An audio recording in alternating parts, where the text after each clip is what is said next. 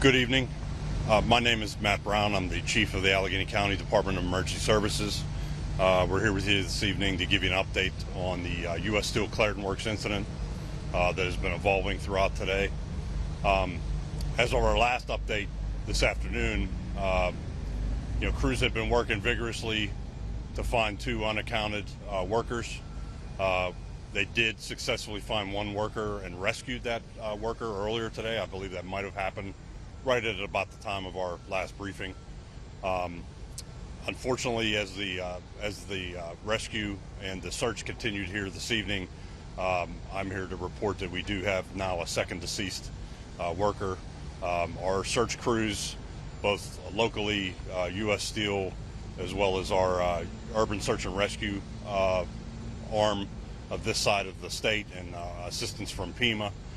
They worked hand in hand together at the scene to work very methodically through that scene based on information shared as to where they thought the best location would be of the worker, and they were able to successfully find him, unfortunately deceased. That worker has been extricated and is now in the hands of the medical examiner's office. I do not have any further information regarding that worker, but that does officially bring our recovery side of the incident to a close. Again, as the U.S. Steel folks have mentioned previously, plant operations are stable. So I'll just do a quick recap for you on the numbers. I believe it was 10:51 was the initial 911 call this morning. There were approximately 14 fire departments from the outside that were engaged with U.S. Steel Fire Department, as well as about 20 plus emergency medical service agencies as well. They have been working together for many, many hours now at this point. That evolved into 10 folks that were transported and treated, 5 of which, last update, are critical but stable. 5 were treated and released. And then lastly, and most importantly, 2 deceased workers from this incident. It does bring our incident from an emergency standpoint to a close. Certainly doesn't close the incident as a whole. There's lots to be investigated, validate everything that occurred here. And our crews will continue to be here assisting U.S. Steel in that process of reviewing what occurred. I believe that's all the updates that I have. Certainly will allow U.S. Steel to speak if they have any comments to add to that. Thank you.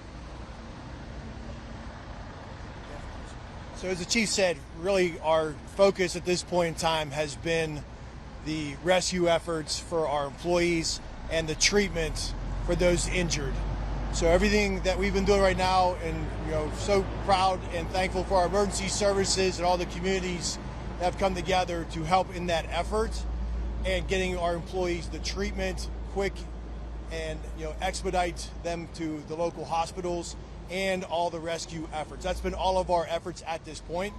As the chief indicated, now we'll start the investigation. So we really have no further updates as far as what caused the event, because all of our efforts have been right now on rescue. That's all. Thank you. We might be able to take a question or two, but there's not going to be much more we can add. So. What would be the first step in the investigation now that recovery is over? Yeah, so we'll be assembling a team, and then we will be starting to do interviews with employees that were directly involved with the incidents. We'll bring in outside experts as well as our own company experts that we've flown in to help with the investigation, but we're just getting that underway. Can you describe what exactly is damage and the extent of that damage? Yeah, right now we cannot. I mean, we had an explosion at the 1314 battery, but the extent of the damage is not known because all of our efforts have been focused on recovery. Are you going to be making coke tomorrow here still? So one of our coke units, the first unit coke batteries, are still producing. The rest of the plant is stable and secure, so there's no additional impact as far as any gas or utilities.